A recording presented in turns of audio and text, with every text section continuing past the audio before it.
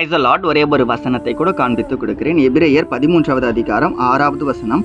நாம் தைரியம் கொண்டு கர்த்தர் எனக்கு சகாயர், நான் பயப்படேன், மனுஷன் எனக்கு என்ன செய்வான் என்று நம்ம சொல்லலாமேன்னு சொல்றாரு. அதாவது கர்த்தர் நமக்கு சகாயராக இருக்காரு.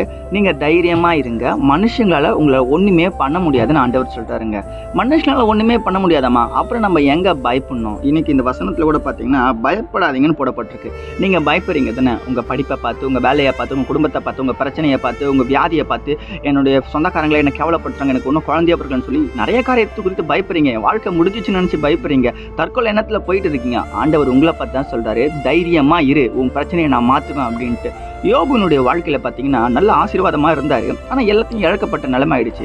இழக்கப்பட்ட கூட அவர் பொறுமையா இருந்தாரு, அவசரப்படலை, ஆண்டவரை தூஷிக்கல. இன்னைக்கு நீங்க ஏசப்பா எனக்கு ஒண்ணுமே செய்ய மாட்டீங்க, கவலைப்படுறீங்க, அவசரப்படுறீங்க தானே, இந்த நேரத்துல ஏசப்பாவை தூஷிக்காதீங்க, விசுவாசமா மட்டும் இருங்க, தைரியமா இருங்க. எல்லாவற்றையும் ஆண்டவர் இன்னைக்கு பார்த்து பாருங்க. எந்த மனுஷங்களை பார்த்தா நீங்க பயப்படணும்னு அவசியமே கிடையாதுங்க.